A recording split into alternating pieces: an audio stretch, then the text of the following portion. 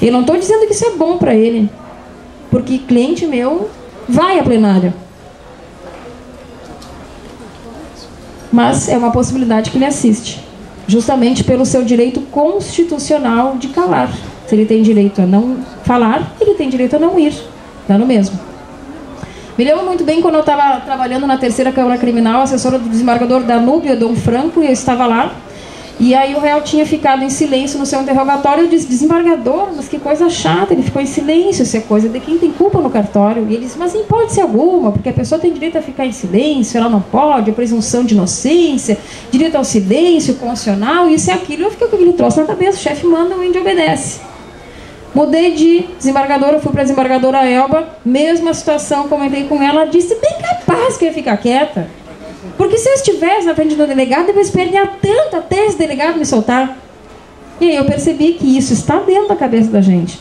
Não adianta a Constituição falar. É o meu entendimento a questão de estilo, mas eu jamais vou dizer para o meu cliente: fica quieto, não fala nada que é melhor para ti, porque eu, Carla, não acho que seja melhor para ele. Mas é questão de estilo, é questão de percepção, é questão de estratégia. Questão das algemas em plenário do júri. Aliás, só uma observação também sobre a questão da presença do réu na sessão plenária. O meu último júri foi justamente para defender uma... Eu sou advogada ativa da primeira vara do júri do Foro Central. E eu estava defendendo uma cadeira, ele não tinha ido, era o Leonel, o réu Revel. Eu ainda brinquei, ainda fiz essa rima na hora do plenário, porque nós chegamos em 20 horas de júri. Eu cheguei no foro às 7 horas da manhã. Um pouco angustiada eu estava, porque sempre dá uma adrenalina na hora do júri. E aí eu cheguei lá e saí de lá 2 horas da manhã. E olha, 20 horas de júri, tu tem tempo para pensar. 20 horas, tu vê quantas vezes as pessoas vão ao banheiro. Tu vê se o sapato das pessoas está direito. Tu vê se a roupa combinou. Se o cabelo está arrumado. Vê tudo em 20 horas. Tu conhece as pessoas em 20 horas. Tu vê se o jurado dormiu. Tu vê se o jurado está acordado. Se ele está de saco cheio de estar ali. Vê tudo que tu pode imaginar. Então são 20 horas. É muito tempo. É bem cansativo. Eu saí de lá cansado. Mas vamos então às algemas em plenário. Nós temos agora uma súmula vinculante, que é a súmula número 11 do STF, que fala que as algemas só podem ser usadas em caso de extrema necessidade. Caso o réu atente contra a segurança dele ou das pessoas, enfim. Até não vou ler a súmula porque a história acaba cansativo, mas o fato é que existe essa súmula e o nosso processo penal, o júri também disse que os jurados não têm, o réu não tem mais necessidade de ficar com as algemas no plenário. Até porque isso influencia os jurados. Olha, é perigoso, isso ou aquilo. Instrução plenária, da mesma forma como nós vimos antes, a instrução plenária também é ouvida a vítima, se ela não morreu, as testemunhas e o réu, por fim, mostrando que interrogatório é forma de defesa, da mesma maneira como nós tínhamos antes na outra instrução. Houve alterações nos tempos dos debates orais. Hoje nós temos, quando é mais de um réu, nós temos 2 horas e meia de debates. O Ministério Público fala 2 horas e meia e as defesas falam outras 2 horas e meia. Quem teve preferência no último julgamento havia um defensor público, eu como dativa, e uma advogada constituída. O defensor público falou em primeiro lugar, eu falei em segundo. O tempo nós dividimos meio que irmãmente, assim, mas em último caso, isso até não mudou, o juiz decide quem fala mais, quem fala menos, ele que decide. Mas em geral se dividem direitinho, até de acordo com a complexidade de cada caso, quando o réu está mais encalacrado ou não, ele tem mais tempo ou não tem, é mais ou menos que a gente debate ali nos bastidores. Um grande elogio a uma das alterações da nova lei. Na hora dos debates, se torna uma nulidade quando um dos debatedores mencionar a própria decisão de pronúncia. É claro que quando eu for nos meus debates, eu vou mencionar a decisão de pronúncia, porque eu tenho que falar da materialidade, eu tenho que falar se existem ou não indícios de autoria e participação.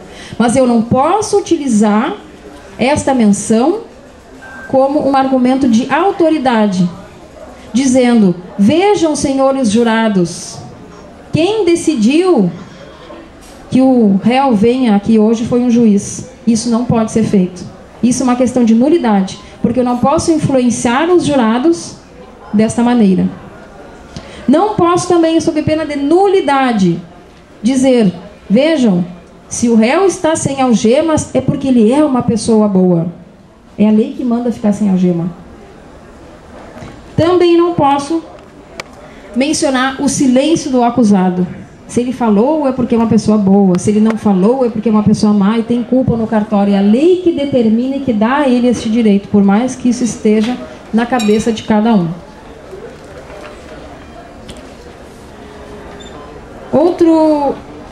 Outra alteração que a lei trouxe agora, a questão dos apartes. Os apartes, eles são muito... Eu acho que é a parte mais divertida que tem no júri, porque é a hora que pode quebrar o raciocínio da pessoa que está falando. Então, diz assim, ó, com licença, vou lhe dar uma parte. E vai no gogó mesmo. Não tem microfone, não tem nada, tu vai lá e berra. Então, isso é a relação da sua parte. Tem gente que não faz isso. Tem gente que não utiliza os apartes, por uma questão de gentileza, de cavalheirismo. Eu não vou utilizar o aparte, mas me concedam a parte, nobre promotor. E assim vai ao teatro. É aí que está a beleza, é aí que está a parte mais apaixonante do júri. Eu adoro da parte. Adoro da parte, porque é divertido, tu quebra o raciocínio do outro. E daqui a pouco a pessoa está lá falando, eu disse, olha, uma parte, isso é uma ilação da sua parte. E aí está feito o teatro, e realmente é uma parte muito bacana que tem no júri. Hoje em dia, o juiz, ele organiza a questão dos apartes. 3 minutos para cada um, vai lá, concede uma parte, o outro fala e assim vai. Quando é uma coisa muito absurda, tem mais é que dar a parte mesmo. Porque começa a influenciar, começa a criar situações e tal. Neste primeiro júri que eu fiz, a questão da briga, aquela de família, o promotor, ele começou, muito querido até o promotor, ele falou que o réu estava bêbado, que tinham bebido a manhã inteira, ou qualquer coisa assim. Ele era até de religião, ele nem bebia. E aí eu disse que ele estava criando, era uma criação cerebrina dele, aquilo ali. Porque ele realmente estava inventando uma história e daqui a pouco podia achar que em função de bebida e tal, estavam brigando, e não era. Ali era uma informação que ele supunha, talvez, ou qualquer coisa do gênero.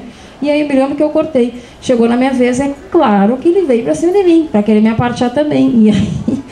E aí eu disse assim pra ele, que eu fiquei nervosa na hora, e disse assim, o senhor não me aparteie, eu disse.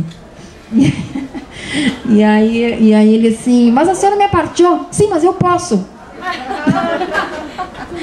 Eu sei que eu olhei pro lado, o juiz estava assim, rindo assim do lado de mim. Realmente aquela hora foi engraçada. Daí ele começou a rir, porque ele fez de propósito, só para me desconcentrar ali. E claro, depois a gente sai falando, sai brincando.